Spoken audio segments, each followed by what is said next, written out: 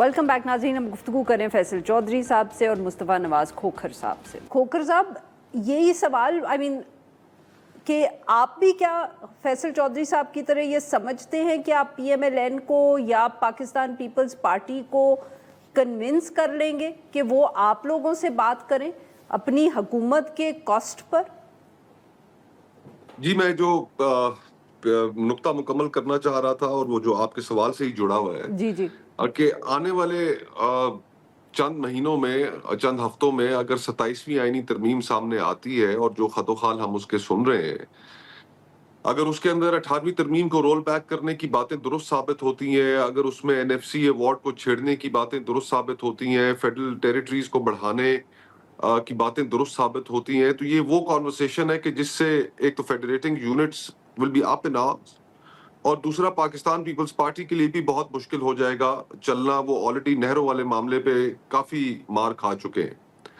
तो इस सूरत हाल में हुकूमत के लिए ये अमेंडमेंट्स पास कराना उसका एक कॉन्सिक्वेंस होगा और वो एक पॉलिटिकल ओपनिंग होगी अपोजिशन के लिए। हम देखें, एक मेन स्ट्रीम कॉन्वर्सेशन है कि जिसके अंदर हम ये सियासी लड़ाई झगड़ों की बात कर रहे हैं, PTI वर्सेस द रेस्ट और अपोजिशन का अलायंस और ये वो, लेकिन एक बहुत बड़ी कॉन्वर्सेशन इस मेन स्ट्रीम से मिसिंग है और वो कॉन्वर्सेशन है कि इस वक्त खैबर पख्तूनख्वा में क्या हो रहा है और बलूचिस्तान में क्या हो रहा है।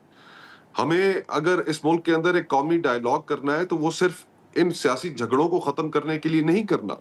हमें उस कौमी डायलॉग में बलूचिस्तान लहू लहान है, खैबर पख्तूनख्वा जख्म खोरदा है, उनके मरहमों पर भी उनके जख्मों पर भी मरहम रखना है।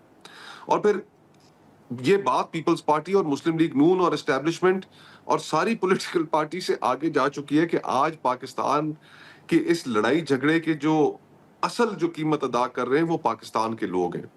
हमें ये बात बिल्कुल नहीं भूलनी चाहिए कि अगर पाकिस्तान आगे बढ़ रहा होता और पिछले 4-5 सालों में इसमें पॉलिटिकल क्राइसिस ना हुआ होता तो शायद 45% लोग सतह गुर्बत से नीचे ना जाते।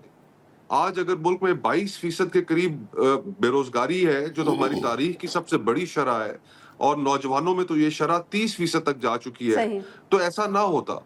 आज अगर तनख्वाहदार तबका, उसकी कुव्वत खरीद खत्म हो चुकी है, सारा बोझ उस पर डाला हुआ है, तो हमारी मईशत भी तो काम नहीं कर रही, किसान तबाह हाल हो चुके हैं। तो आप कोई एक इंडिकेटर दिखा दें। ये ठीक है, हुकूमती वज़रा आकर जो बातें करते हैं वो तो हर हुकूमत के वज़रा करते हैं, उनके अंदर तो कोई बातों में फर्क नहीं होता। तो आप बता दीजिए कि पाकिस्तान कैसे आगे बढ़ रहा है। क्या पाकिस्तान सियासी तौर पे आगे बढ़ा, मुस्तहकम हुआ? क्या पाकिस्तान माशी तौर पर आगे बढ़ा, मुस्तहकम हुआ? अगर हमारे दाखिली हालात ठीक हुए, क्या दहशतगर्दी के ऊपर काबू पा सके? तो ये सारे जो चैलेंजेस हैं, इसके अंदर तो हमें एक बहुत बड़ा फेलियर नजर आ रहा है और इस फेलियर को खत्म करने के लिए एक ब्रॉडर कॉन्वर्सेशन की जरूरत है और उस कॉन्वर्सेशन और उस डायलॉग के लिए सबको शामिल होना पड़ेगा, इसलिए कि पानी सर से गुजर रहा है। ठीक। चौधरी साहब, यही जो खोखर साहब ने बात की, जो वो कह रहे हैं कि इतने मसले हैं और वो चाहे मईशत के वो हल नहीं हो रहे, तो सर उसमें आप लोगों को, जो आप कह रहे हैं कि सब सियासतदानों को एहसास है कि स्पेस ख़त्म हो गई है, क्या आप लोगों को या आप में से कुछ लोगों को ये एहसास है कि ये भी हो सकता है कि लोग आप सबसे तंग आ जाएं? अब देखिए ना, बलूचिस्तान में जो भी रवायती पार्टीज़ थी वो स्पेस लूज़ कर गई हैं, not just because of what is happening there, but because लोगों ने एक सोशल मूवमेंट को प्रेफर किया है। मतलब कि वहाँ अब जो पॉपुलैरिटी है वो महारंग बलोच या ऐसे लोगों की है, वो सोशल मूवमेंट है। हमने PTM के साथ भी थोड़ा देखा। आप लोगों को या बाकी सियासतदानों को ये एहसास है कि ये जो आप लोग सियासत कर रहे हैं कि लोग एक दिन तंग आके वो भी कोई नया मेन स्ट्रीम खैबर पख्तूनख्वा में या पंजाब में कोई सोशल मूवमेंट, कोई नया लीडर चुन लेंगे, आप सबको रद्द कर देंगे? देखिए, ये अवाम के जो आप फियर कह रही हैं, ये अशराफिया को भी फियर फैक्टर होना चाहिए कि अगर तो आप सर मेन स्ट्रीम पर अगर पार्टीज फेलियर होती हैं, PTI जैसी है, तो कौन आएगा? नेशनलिस्ट आएंगे बलूचिस्तान KP में, और यहाँ पे मजहबी जो रुजत पसंद है वो आ जाएंगे। इस चीज़ को भी तो रियलाइज़ करना है कि आप एक पॉलिटिकल पार्टी से तो जैसे तैसे करके डायलॉग कर सकते हैं, लेकिन आप जो रुजत पसंद और नेशनलिस्ट, जो हार्ड कोर नेशनलिस्ट हैं, जिस तरह से बलूचिस्तान और KP में लोग लगे हुए हैं, उनके साथ तो बातचीत भी मुमकिन नहीं हो सकती।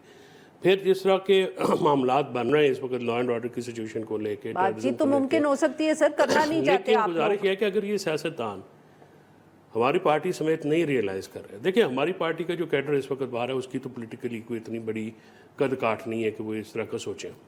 کچھ لوگ ہیں اس میں جو سیاسی سمجھ بوجھ رکھتے ہیں لیکن وہ بھی ان ڈیپتھ سیاستدان نہیں ہیں. شاہ محمود قریشی، فواد چودھری، اسد عمر، یہ وہ لوگ تھے جو پرانے لوگ تھے جن کی کوئی پولیٹیکل سینس تھی اور جن کا پولیٹیکل کیریئر تھا. اب یہ جو لوگ آئے ہیں ان کا تو ٹوٹل جو ڈپینڈنس ہے وہ تو خان صاحب کی خوشنودی پہ ہے. جس دن نہ ہوئی یہ تو ہم سے بھی 3 ہاتھ نیچے چلے جائیں گے. گزارش یہ ہے کہ اس کے لیے پھر جیسے مصطفیٰ نے کہا ہے نا، یہ سب کی ریئلائزیشن. دیکھیں پاکستان کسی ایک پارٹی کا تو ہے نہیں، کسی ایک ایتھنک گروپ کا تو ہے نہیں، سب کا ہے. اگر اور تمام اداروں کا، کسی ایک ادارے کا بھی نہیں ہے. تمام جب ساتھ مل کے بیٹھیں گے، بات کریں گے. اور میں اسٹیٹ جو ہے اداروں کے بغیر تو نہیں چلتی. اب اگر کوئی بندہ یہ کہے جی کہ ٹھیک ہے آپ نے آئینی رول میں رہنا ہے تو اس کا طریقہ کار بھی مجھے یاد ہے نوابزادہ نصر اللہ صاحب سے کسی نے، مشرف صاحب آئے پہلے تو انہوں نے سوال، جو صحافی بہت آپ کو پتہ ہے منطقی صحافی بھی ہوتے ہیں، کہ جی اب تک آپ کتنی کامیابی ہوئی ہے.